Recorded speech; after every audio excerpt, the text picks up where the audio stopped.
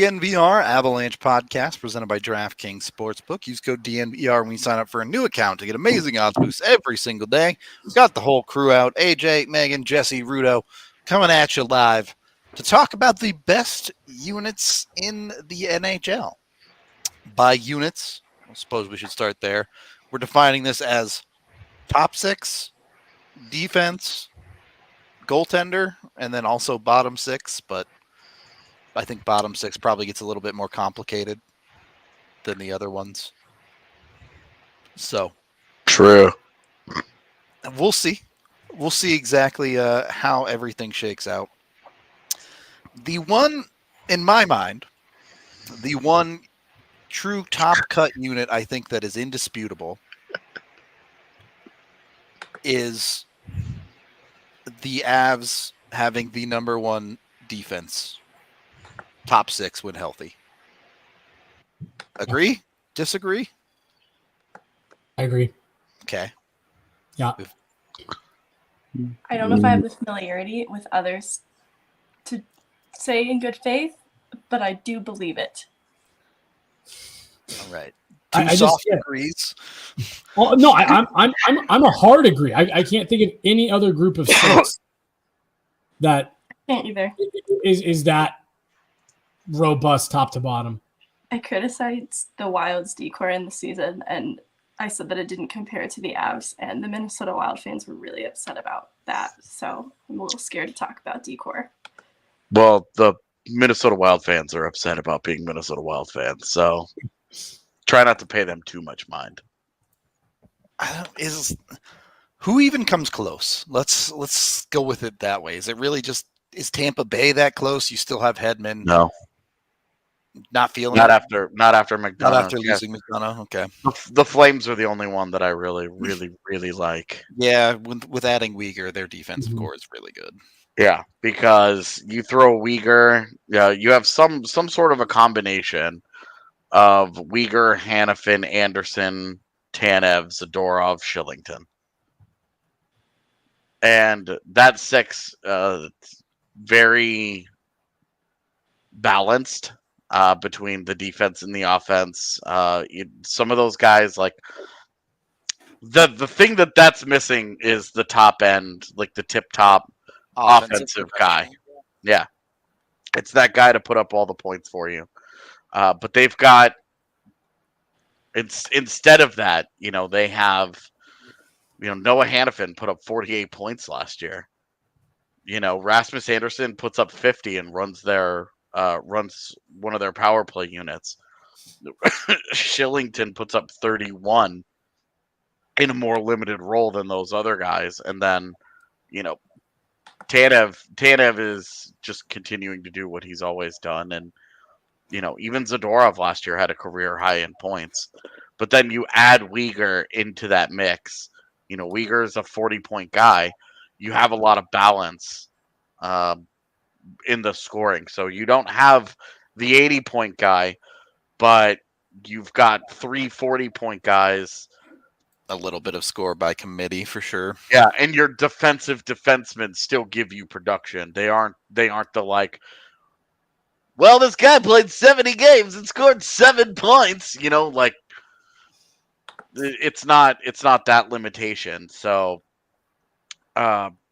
you have a really, really deep defense. I think the defenses are very clearly 1, Colorado, and 2, Calgary. And I think after 3 is when you start to get into more of an interesting discussion, because those 2 teams, to me, I think are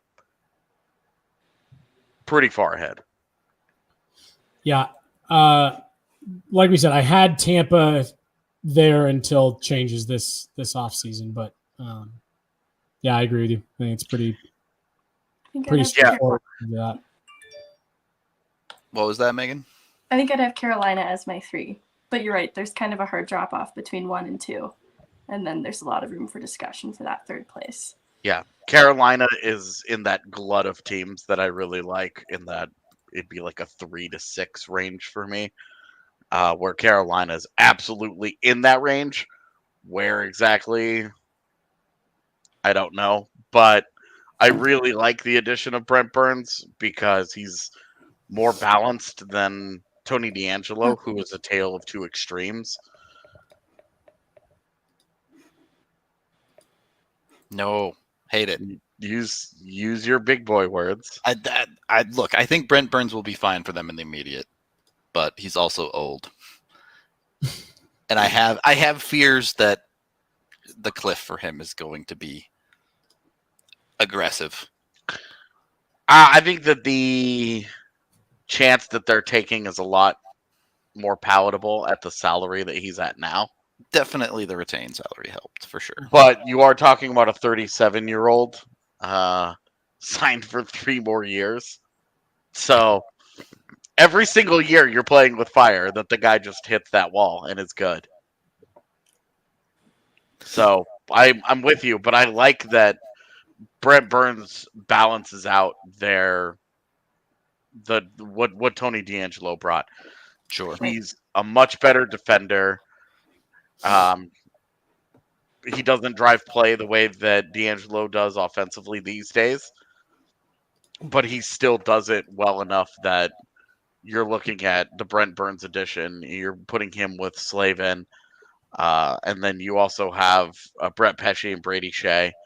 And honestly, Ethan Bear. If Ethan Bear is healthy and he's past his COVID issues and he's actually healthy again and he's ready to contribute, that's a really important player for them, because that was a guy that was showing everybody he was ready for top 4 minutes.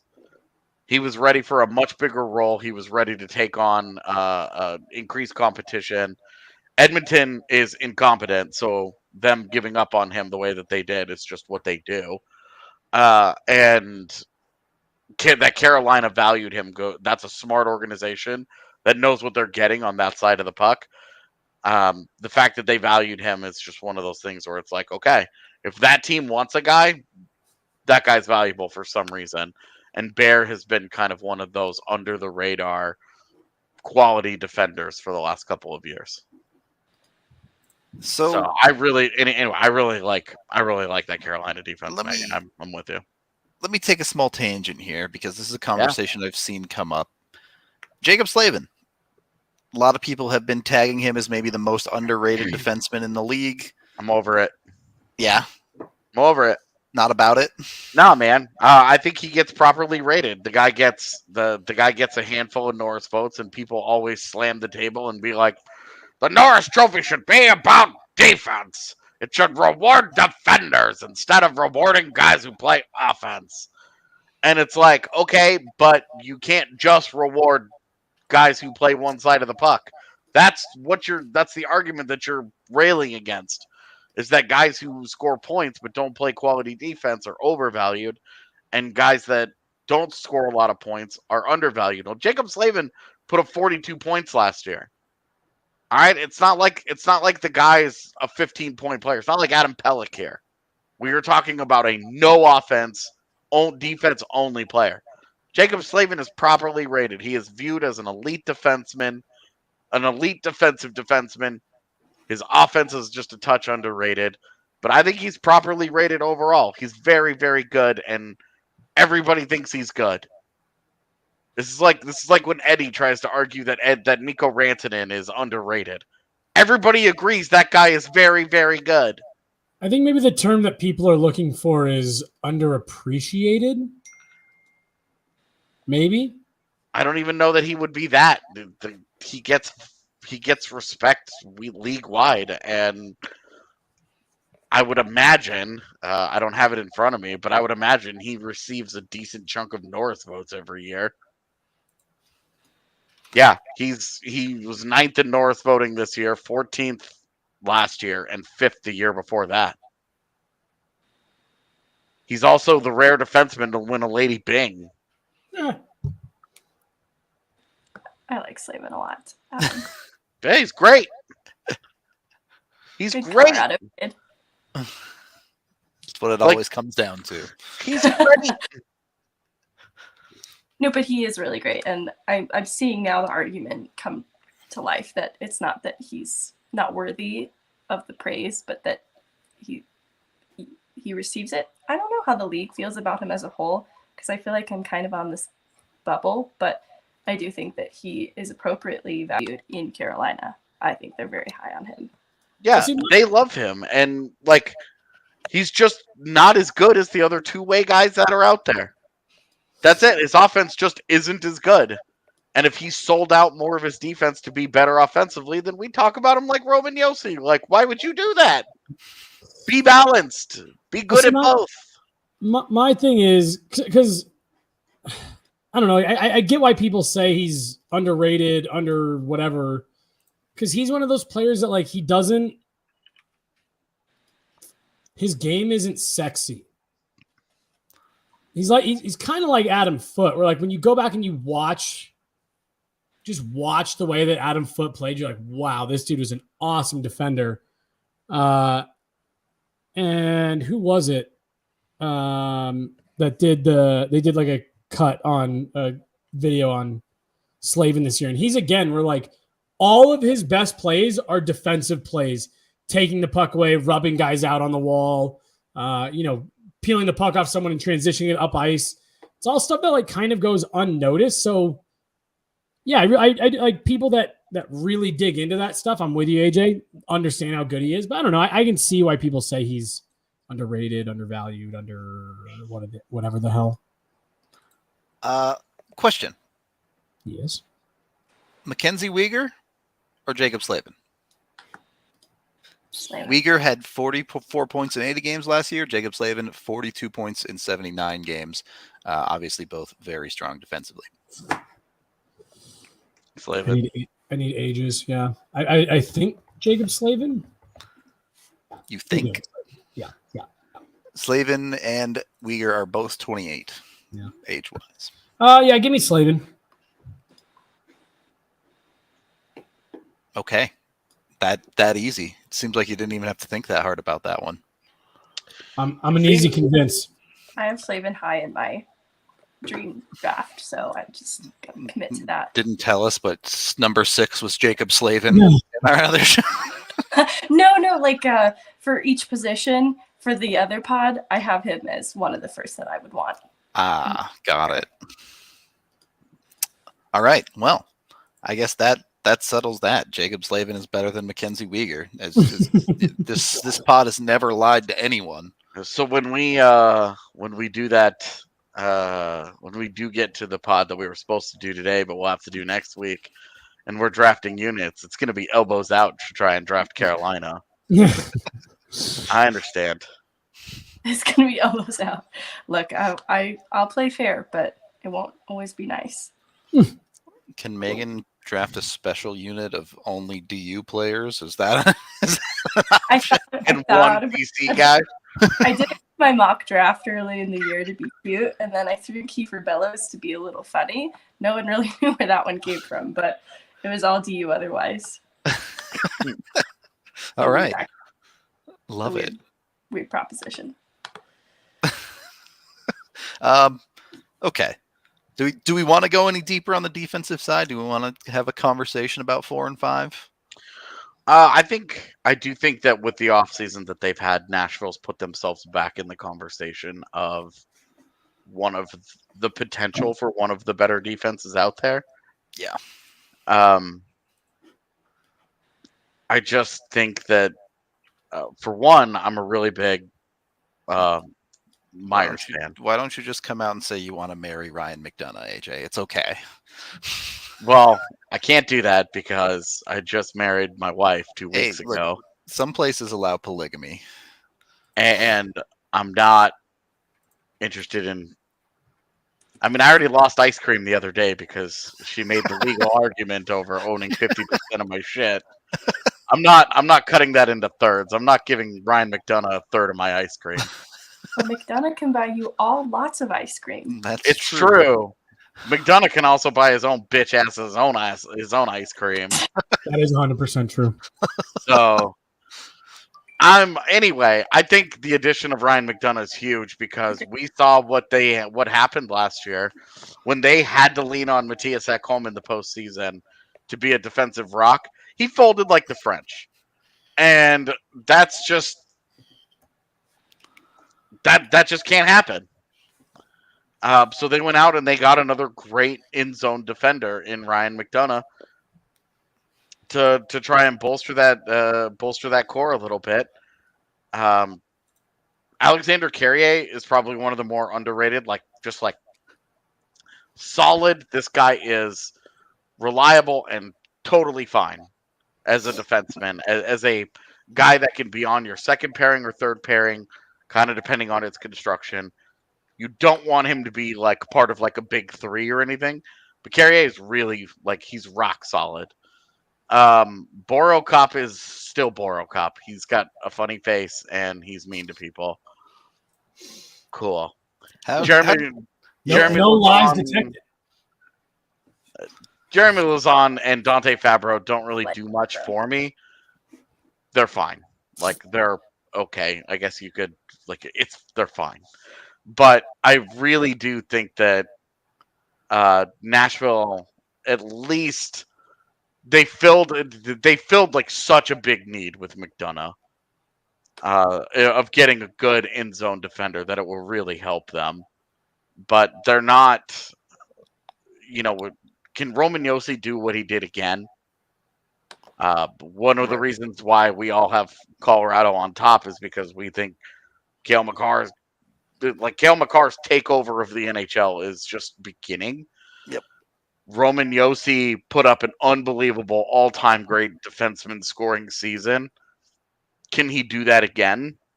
Well, it's not just Josi, right? It's the lack of a breakout, really, from Fabro. Yeah, I mean, Fabro continues to be fine. Yeah. But compare that to the Avs, where it's you have Makar at that level that you think sustainable. You're starting to see Byram show that next level is coming for him. Yeah. Where I just don't know how Nashville's defense takes that next step. Well, I think the addition of McDonough takes the step of, okay, now they're a formidable force. They're to be respected. I don't think they're as good as Carolina, but I think they're in that group right after it. One of the other teams that I would put in that group after is Minnesota. I think that they're really solid top to bottom. They lack maybe the high end, but the overall construction of the group is sound. I think that's one of the better units out there. I also really like the Kraken.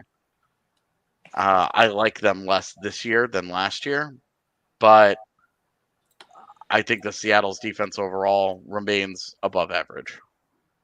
They've done a good job there. They drafted enough defensemen, that's for sure. I do think Minnesota does have a well-rounded decor, and it is among top in this conversation. Even though earlier I said it was of no comparison to the Avalanche, that's just by comparison. But I do think top to bottom they are pretty well-rounded. You do get into this interesting conversation, I think, because it's a little bit of the haves and have-nots of that high end, right? You talk about Makar in Colorado, you talk about Josi in Nashville, and then you get into those comparisons of a Calgary, of a Minnesota, where, look, really good defenses, really solid guys, but they don't have that explosive offensive defenseman, it feels like. Yeah. Well, and then a team that does kind of have a guy that you're expecting to be a really high-end offensive defenseman is Toronto with Morgan Riley. Yep. And I really like the overall construction of their defense. Jake Muzzin and TJ Brody aren't the guys that they were earlier in their careers, but they're still, Mark Giordano, same thing, but they're still solid presences, still solid bets. We've started to see a little growth from Liljegren and Rasmus Sandin. If I don't even know where he fits into that group anymore. I think Justin Hull sucks, so I'm kind of out on that guy. But the entire city of Toronto I think that. So I just don't think he's very good. So I'm not sure of the insistence on continuing to fuck with that, but I do think that they have an underrated defense. The way that everybody talks about the Maple Leafs is like all gas, no brakes, and I just don't think that that's accurate at this point. I think they have a solid defense. So much of their defensive side has revolved around whether Jake Muzzin can stay healthy or not. Yeah. And that's the health is why I have Boston's defense below this conversation, is because like half their defense is out until December or later. Yeah. So, but if they're healthy, they're in that grouping as well. The Toronto defense thing, obviously we just went through and said like they're not at the level of the Avs, but I agree with you, AJ, in terms of like I think that team has gotten more of like a reputation for being a bad defending team than the reality that they actually are. That was my favorite part of the Stanley Cup final, was just talking to all the different media guys. Oh, I didn't know the Avs really impressed me. I didn't know they had such a good decor. I didn't know their defense was so solid.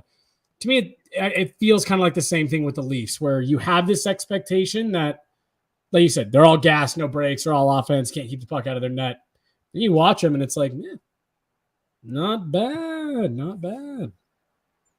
Yeah, it's good. That's a good defensive group, and yeah. Okay, well, since we're talking about defensive groups, if you also want to defend your, I don't know how to do this transition. I couldn't get it there. I wanted it for you. Yeah, couldn't make it work. But go get yourself some Green Chef to get some absolutely delicious food.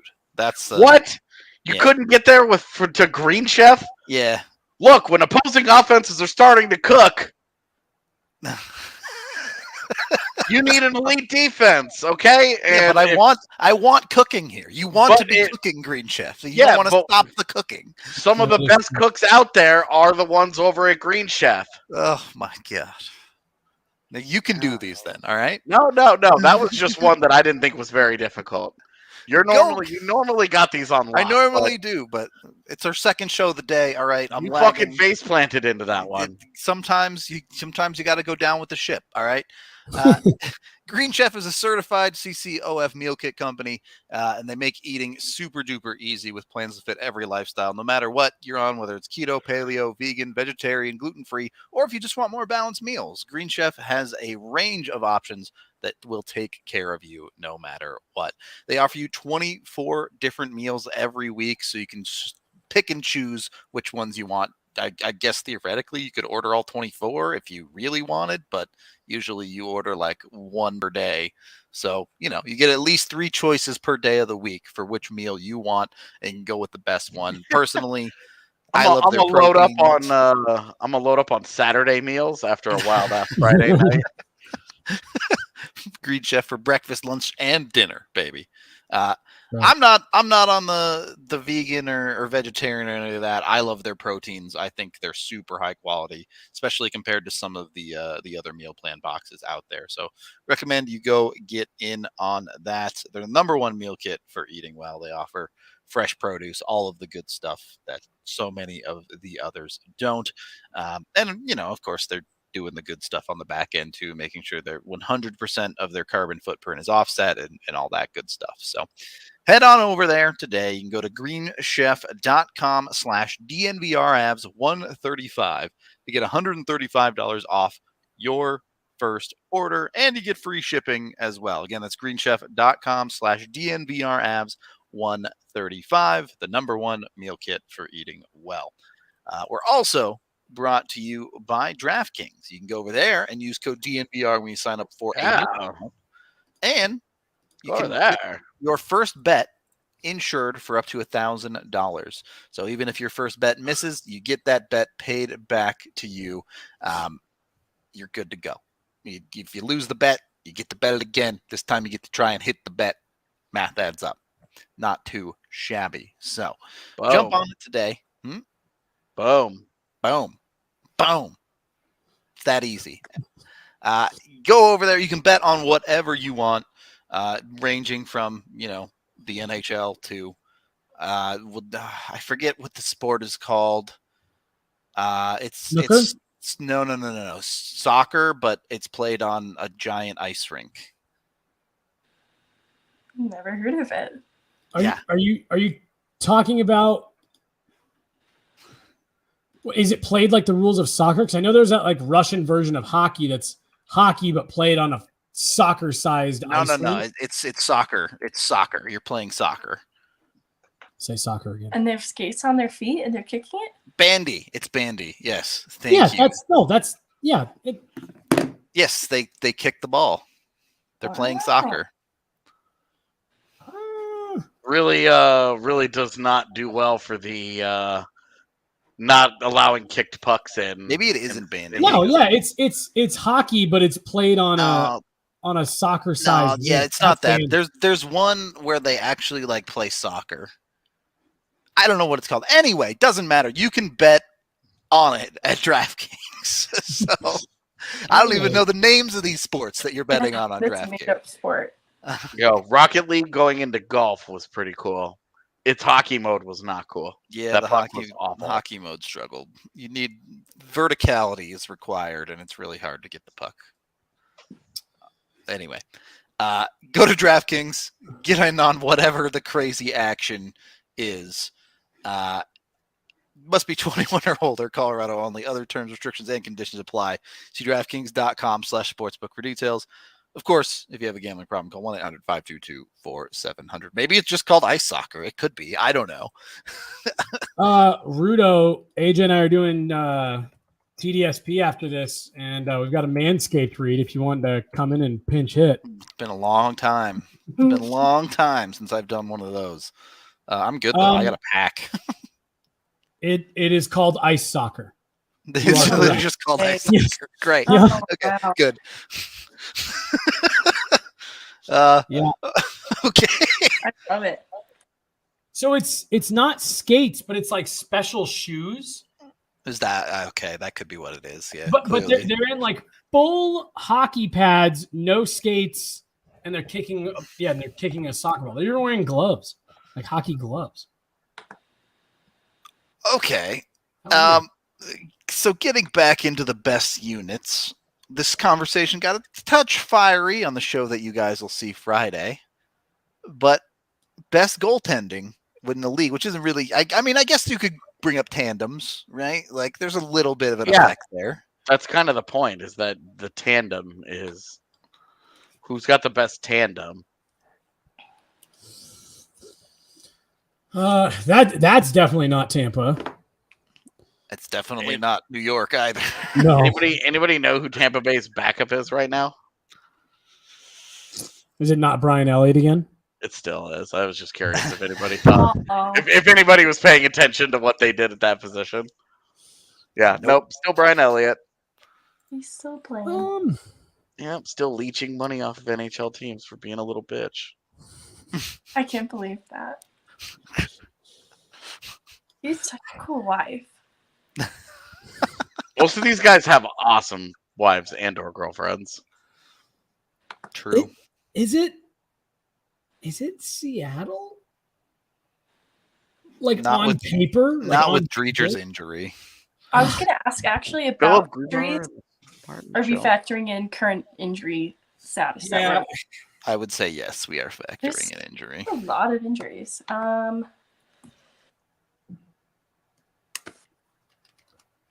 mean, New York with yeah, I was gonna say the Isles. and Sorokin. That's a great one. That honestly might be it. Varley and Sorokin. Like, I don't know if there's a better. Eesh. All right. Does San Jose get bonus Oh. points for having 8 goaltenders? Only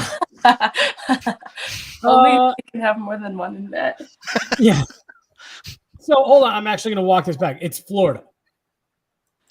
Yeah, with So Bob and Bobrovsky Spencer and Knight. Spencer Yeah, Knight. okay. I'm here for that That's a take. great answer.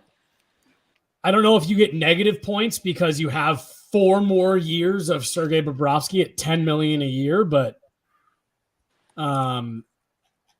that's got to be it. Ottinger and Wedgwood, is that half decent No. in Dallas? No, Doing you're some not. heavy lifting. I'm a big Ottinger guy, but like he's got to do it in the regular. He's got to do Sure. it for a season to get into that Sure. tier.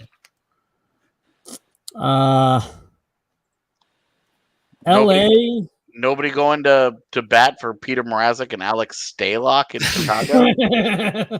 I did want to be controversial and say, like, there's a question mark in Vegas if these goaltenders are healthy and good to go, which is a question mark to me as well. Like, I genuinely don't know that, but if they're healthy, that's actually a pretty good tandem. Well, Swan and Leonard, I do like, but if it's Leonard and Logan Thompson, I mean, Logan Thompson was really good at the end of the year. I mean, is Leonard even healthy? Right. Yeah, that's genuinely the thing. This is the thing, is I have no idea. All right, let's look at it this way. Where do you think Georgiev Francouz falls in the list? Before Georgiev does anything in Colorado, it's got to be like 26. It's got to be pretty low. Like, it's got to be way the hell down there, man. So I think there's two ways you look at it. If you're ranking like who has the best starter and then the best backup, I think the Avs fall somewhere in the middle because you have a huge question mark at starter, but your backup is wonderful in the top 3 to 5 backups in the league. But if you're just looking at it as like the aggregate score, I mean, I'd put him 20th or lower until you see what happens. Okay. Like, how much more confidence do you have in Georgiev and Francouz than you do Cam Talbot and Anton Forsberg? Not much. Well, it's hard because I do think there is a difference in what you have to play behind. In terms of, like, I think that's part of the reason why Francouz does so well.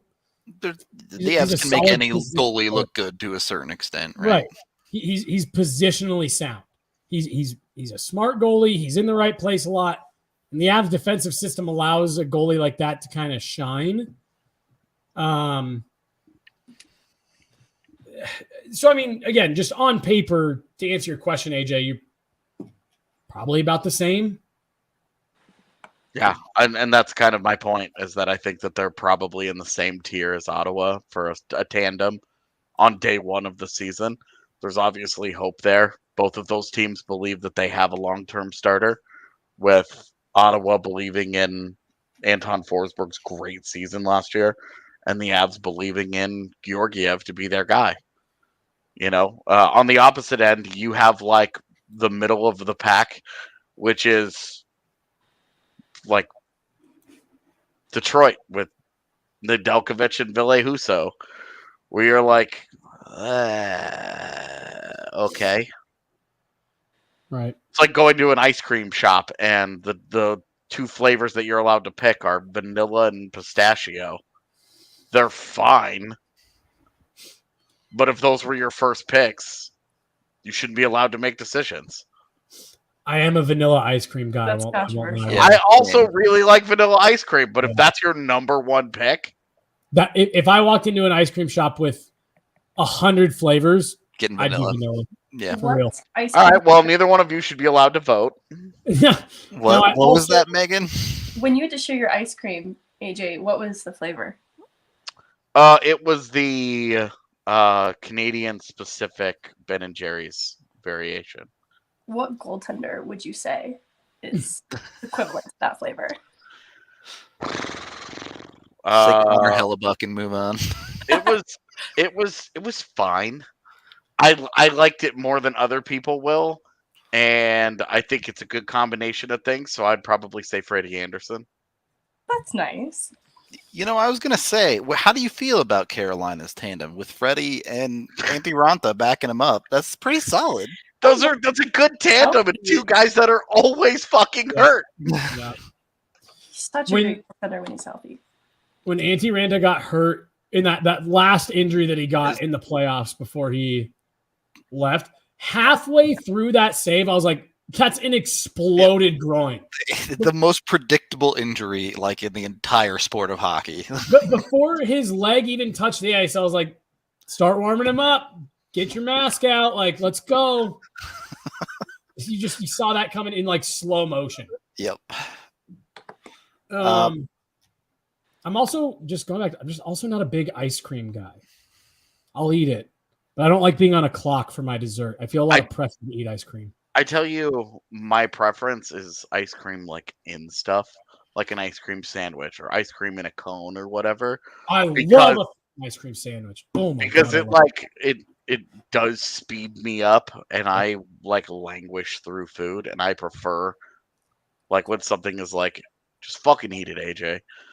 So when something pushes me forward, I'm like I can appreciate that. See, I like a cup of ice cream from like Cold Stone or a cone or whatever. The pressure just gets to me. You got to eat it too fast before you just end up with like a bowl of heavy cream and sugar. Love a waffle cone. The only downside is when that shit melts out the bottom. It's like, come on, this is just a big mess now.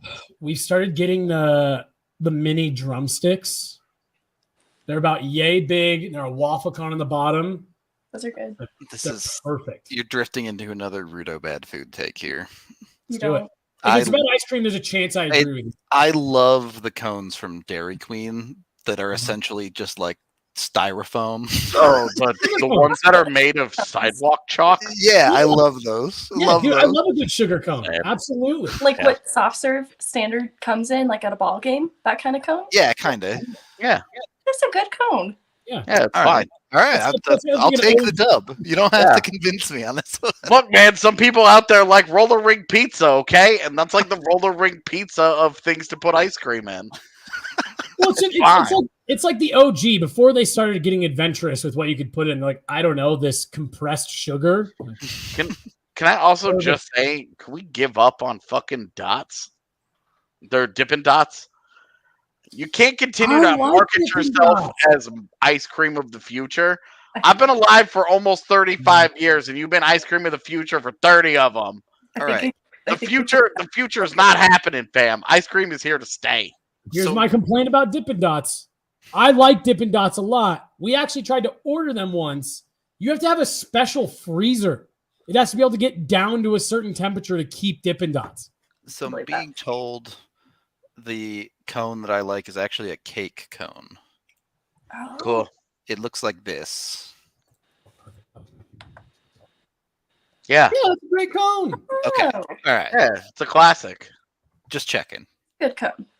The best is when you get to the bottom of that thing and all the ice cream is Just like settled in there. it's, Yeah. and it's settled and soggy, and you're just like one bite, and you toss Yeah, the whole look. thing in there, and it's like a ice cream grenade in your mouth, and you're like, wow, that was intense. I'm going to Dairy Queen after the show. It's There's happening. a little Dixie cup of ice cream for you waiting at the end of one of those bad boys. Those are great. All right. Is that Dixie cup of ice cream the Avs top six? Mm. The problem is that we don't know what the 2C answer Yeah, is. it's not solved yet.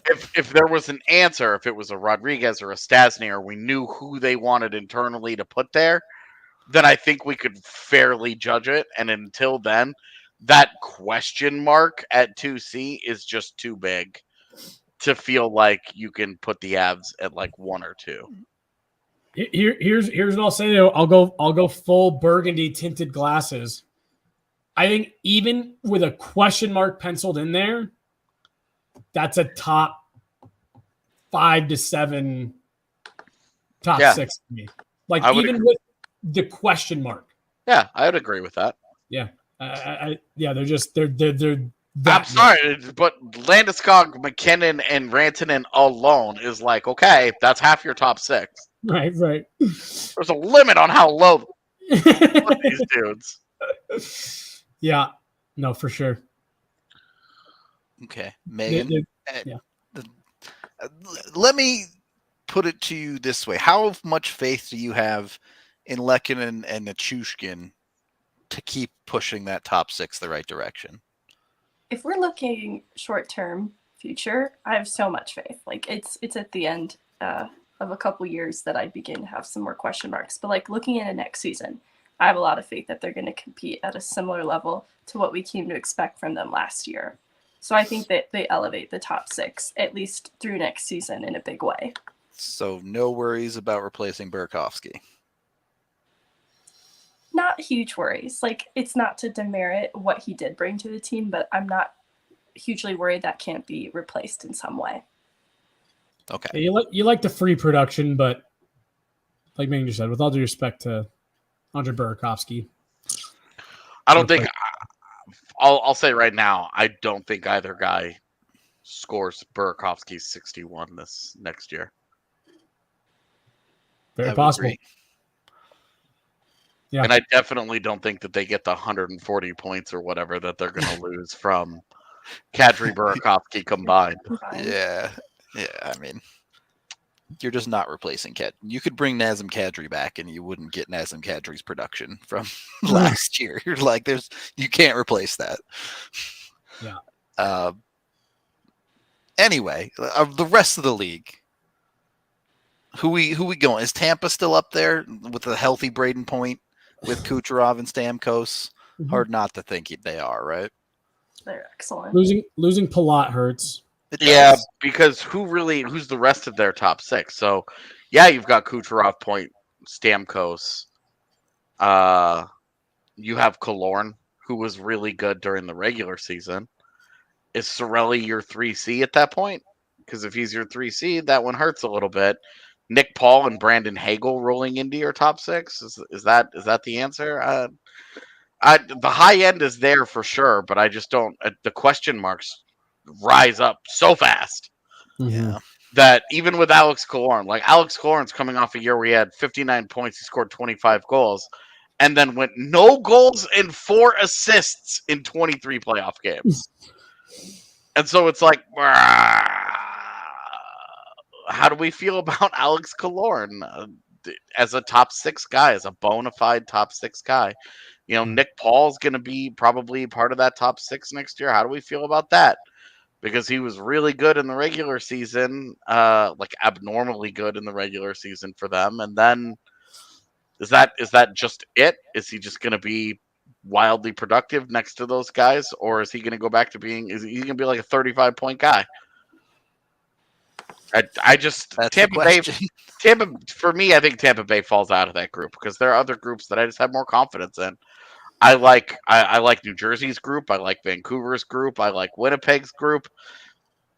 Having a good top six is not that difficult to do these days. I think it's the area where you can build. You know, St. Louis is another team that I think that's Toronto. a really good top 6. Toronto, Carolina is amazing. So I was going to say, because, you know, we had a conversation, myself, AJ, and our boy Andre Simone last week on TDSP. And one of the things that Dre was talking about in terms of why the last couple of years have felt so disappointing for the Nuggets is because it really felt like the NBA had finally come out of the kind of stretch where they were in, where it was down to a few teams that really had a chance every year. And that Andre was saying he felt the NBA was really wide open these last couple of years. Honestly, I just, as we're going through this conversation, and I'm sitting here going kind of up and down, looking through some of these groups, I almost feel a little bit, and let me know if you guys disagree, I almost feel a little bit like the NHL is in that spot right now where there are a few teams that have kind of carved out at the top. Again, we've seen Tampa go back to the Cup final 3 years in a row. The last 2 years were against kind of weird, fluky opponents on, you know, in weird playoff formats and stuff. But like, I really like, as we're sitting here, I really not very good teams on goalie heaters. Right. I think it's Colorado. I think you got Toronto. I think Toronto. You know, sure, is Tampa still up there to some extent, but like then you have a lot of teams that are trying to carve out that top 6, and it's just I really do. I have a hard time going through here and saying like that's a great top 6. That's a great top 6. I think you have a bunch of top 6s that have some good players but have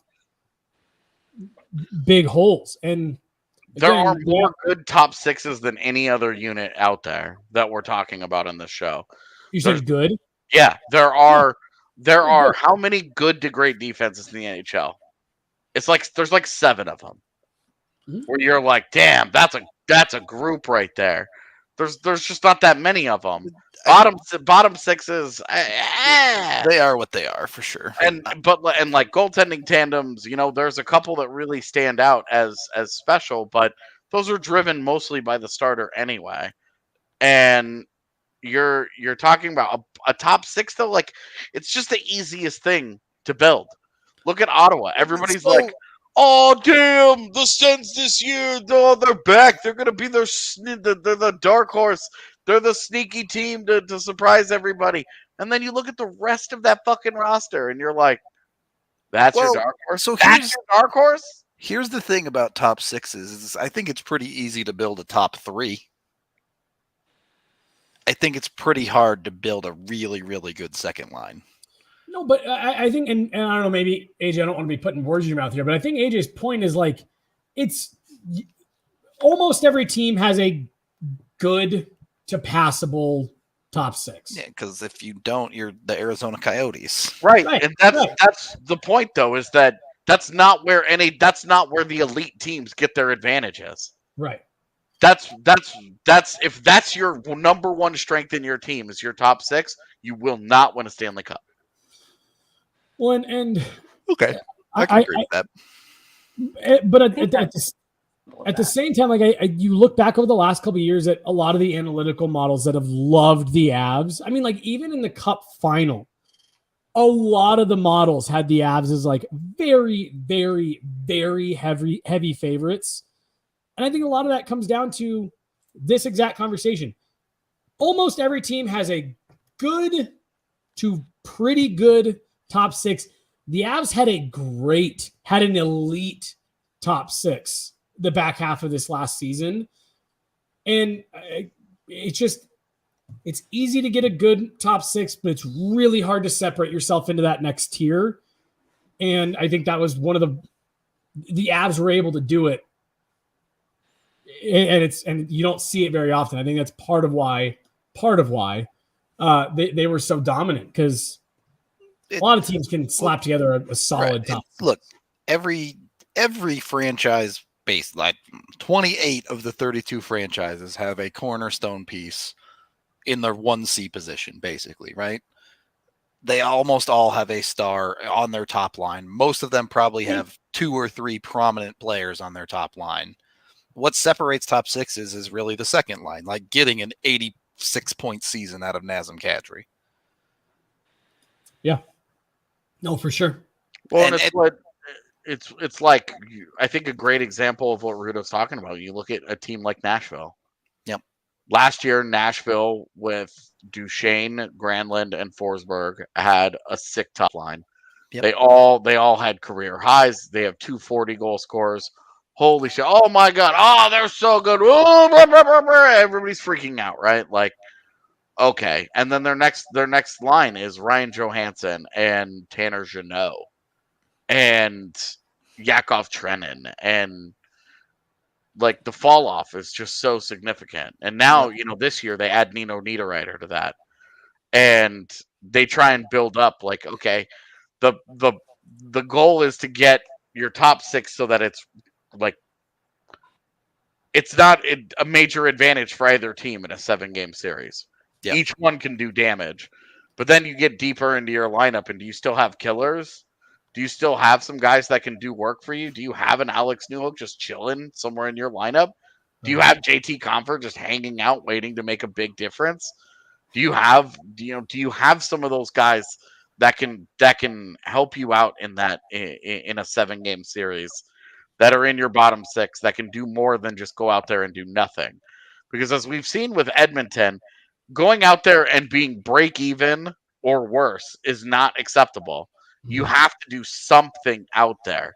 You've got to give them something. Yep. And, we didn't even talk about it, but Edmonton's top 6, at this point, Edmonton's top 6 is pretty fucking good. Like McDavid, Draisaitl, Hyman, RNH, Evander Kane, Kyler Yamamoto, like those guys all comprise a really solid group there. You look at the Florida top 6 and you're like, wow, swap out Huberdeau for Tkachuk, but then you take Weegar off of their defense and you're like, Florida taking a step back. How good that top 6 is just doesn't really matter that much. Yeah. Unless you're Team fucking Canada, how good your top 6 is, honestly, just isn't that important. It's the most overrated part of a roster, in my opinion, because, again, You're looking at Ottawa's top 6. People falling all over themselves to turn the Sens into a playoff team. And you look at literally everything else on that roster, and you're like, ugh, there's a lot of work to be done there. Well, A lot of work. Megan looked like you wanted to jump in back there.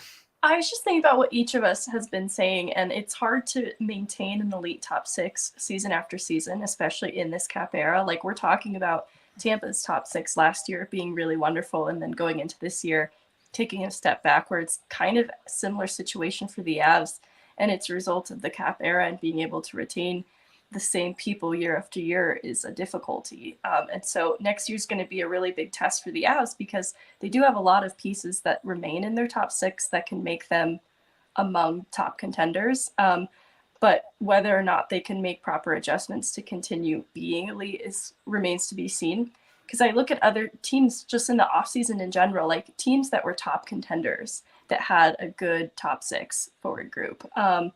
Didn't necessarily get better this offseason because they had to address similar problems. Like even the New York Rangers they take a couple step backwards up front. And so I think that a lot of the top contenders are in a similar position as the Avs. And then I look at the teams that had maybe splashy marquee movement in this offseason, and they were teams that needed to get better. And so I don't know if that moves the needle that much for them either. So I just think it's an interesting conversation overall, and everybody's working within the confines of similar parameters regarding the cap. Well, to your first point, turns out when you have a good 2C, they go get paid to be someone's 1C. Yeah. Well, and so I was trying to go back to what AJ was talking about a little bit, because I don't necessarily know if I fully agree that it's the most overrated, but to AJ's point, why did the Avs win the Stanley Cup? Their depth. Nobody had the depth to skate with them. And that Edmonton series was maybe the best example of that. And obviously there's injuries on both teams and all that stuff. But again, so let's go back to the conversation we had on the last show, which is actually tomorrow's show. The Avs were able to survive McDavid. So let's even just say, okay, cool. Let's say your top 6s kind of cancel out. You survive McDavid, push back, it kind of is a wash. That's why all of us going into that series, were like, yeah, cool. As long as you don't let Connor McDavid score 4 goals a night, like your depth is just going to win out. Like you're just going to be able to outlast a team like Edmonton. And the Avs did it against Nashville. They clearly did it against Edmonton. St. Louis, and I think we had this conversation recently. St. Louis was the only team whose depth, kind of went blow for blow with the Avs, and that was, the series that went 6 games and whatever. But having a top 6 is important. You need to have your stars. Your stars get you over the line, but the depth's huge. Andre Burakovsky is the perfect example of this, right? In both of the cups that guy has won. Now, in Washington, he hadn't quite broken out yet, but a lot of teams felt like he was stuck in their bottom 6 and had potential at the top 6 level. You get to Colorado, he plays in their top 6, but by the end of this season, he was regularly on the Avs' third line, and the Avs were comfortable with just having him down there. And then, he scores some huge goals for the Avs in the playoffs, gets hurt in the end, obviously, but you have a guy who would be in the top 6 on most teams in the league playing on your third line for the Avs, and, make it whoever you want, whether it was Burakovsky down there or Lehkonen or Nichushkin, whoever you dropped on that given day. That's an insane difference when you have even just that 7th guy of depth to put a talented player on your third line that's just better than everyone else down there. Yeah. And you look at the important, just how important it really is. Like, I say everybody has a good top 6 and blah blah blah blah blah. But if you're one guy shy, I mean, look at the Kings. They take Edmonton to 7 games. They have 2 chances to knock them out in the postseason. And Victor Arvidsson doesn't play at all in that series. They're hurt. They're just not quite able to get that offense up to snuff. What's their big offseason move? They get Kevin Fiala. Mm-hmm. And it's like, okay, now they've got that guy. Okay, now they've got to worry about the rest of that roster now. because that top six you feel good about. You've got Kopitar, Fiala, Tano, Kempe, and Arvidsson. They've spent money. They've traded for those guys. They've signed all those guys. They're okay. That's their top six now. Now those Iafallo I forgot about. They need to go out now, and they need to take the next step, because that was their big deficiency. They couldn't score goals. Okay, now they've got to figure it out. They can no longer be the possession heavy team that gets 45 shots per game but can't score any goals. So is it a situation where it's like your top six doesn't win you the cup, but it's real hard to win a cup without one? Yeah, exactly. You're not winning a Stanley Cup without a good top six. You're just not doing it. You might get to a final. You might compete. You might win a round or two, but you're not winning 4 games. You're not or 4 rounds in the postseason without a good top six. But it's also the easiest thing to oh my God, we're just dying for a second line left wing. Kevin Fiala is available every year. That guy's always out there. Well, it also depends on what your interpretation of top six guy is, because there's all kinds of guys every year that could fit into a second line role. Like, you could get into a whole conversation of how do you want to build your second line? Do you want it to be a defensive shutdown, or do you want it to be offensive punch? Sure. Yeah. Like, what do you have and what do you need? But I'm saying it doesn't really matter. Those guys are available every year. You go into free agency, and those are the guys that teams are like, we'll let our 6th forward walk and go and find a different one. Right. Like they're fine with it. I mean, Seattle this year, a great example, a team that paid in contract and trade. Their top 4 wings on their team are now Jordan Eberle, Jaden Schwartz, Andre Burakovsky, and Oliver Bjorkstrand. For a team that couldn't score goals last year, it's a pretty good way to address that problem. You go and get Burakovsky and Bjorkstrand, who are 2 goal scorers. You go and get a couple of these guys, and now you're like, okay, well, where is Seattle? Very quickly, we are brought to you by Avaca TV. You can go to avaca.tv/DNVR right now. No, it's not. It's /Colorado10 now. My bad. That's evoca.tv/Colorado10 to get $15 a month for the first 3 months of your TV with them. They have all the local sports channels, including Altitude. They've got the national channels. They've got movie and show channels as well. Go check them out today. Avaca TV. Easy TV, right on your TV. Make it simple. You also brought to you by Breckenridge Brewery, the official beer of DNVR. Go get yourself some of that absolutely delicious beer. Can't go wrong with that, no matter what. All right. Starting to wind the show down. Do we want to dig into bottom sixes, or is it too messy down there to really shake things out? I think too messy, especially with enough unsigned guys and unfinished positions. I was worried about talking about defenses, knowing that there's like PK Subban and Calvin DeHaan types that are out there where I'm like, look, if a team went out and signed Calvin DeHaan and PK Subban to be their third pairing, I'd be like, wow, that's a really good third pairing. Mm-hmm.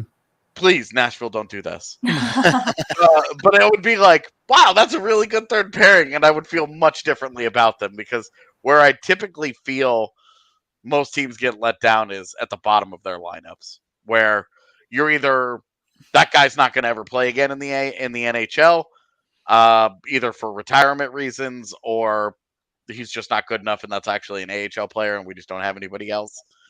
I mean, if you're a guy like Patrick Nemeth explode in the bottom of the Avs lineup, and he still hasn't recovered, right? Like, but you look at the Avs in their forward core. At the bottom of their forward core, it used to be a graveyard for NHL careers. Yep. They had so many guys every year that would come in, and that was the last time they would play in the NHL. Bourque. Like the Rene Bourque types, to where it was just like, you've heard of this dude, but it's done. Yep. And they aren't there really anymore. Yeah, they have influxes of new talent, whether it be internally, guys like Logan O'Connor, whether it be bringing in options, to varying degrees of success, like Mikhail Maltsev. Obviously, Val Nichushkin started as a bottom six guy in Colorado and has had wild success. Now, to be fair, wouldn't be surprised if both Darren Helm and Andrew Cogliano retire after this season, but that one worked out. So Darren Helm is younger than I think every time I look at his age. I've told you guys that when they signed him last year, I thought he was dead. Yeah, I had him mistaken for a different person. I thought he died. Oh my god. Oh, Yeah. wait, you actually thought he was? Yeah, I had him mixed up with somebody else and thought he had died because I hadn't thought about Detroit as a relevant hockey team in so long that when they signed him, I was like, why'd they sign a dead guy? I was very confused, and then I was like, oh my god, I can see why that would be confusing. yeah. But that's so when you're like, oh, he's older than I think. Every time I think about it, I'm like, yeah. And in the back of my mind, I'm always like, yeah, it's because he's dead. Yeah. He's not supposed to be getting older. Oh, Anyway, yeah. I'm glad he wasn't dead. Me too. Me too. Okay. Moving on from that conversation, do we have any final thoughts about units and about how teams are built? Because I do think we talk about this top six defense, bottom six, but a lot of the time the on ice unit is a line and a defensive pair. So sometimes units are built to be a 5-person unit there instead of you think of a top six. Nothing to add. No final thoughts. Wait, hold on. Because you lost me on that.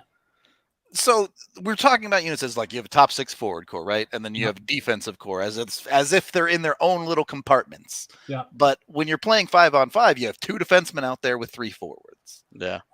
Are you asking who has the best 5-man unit? Well, I think it's Colorado, but yes. Yes. It takes a minute. Yeah. Is there another? I mean, that is one where you're looking at Tampa Bay and you're saying Kucherov, Point, Stamkos, Hedman, Chernak.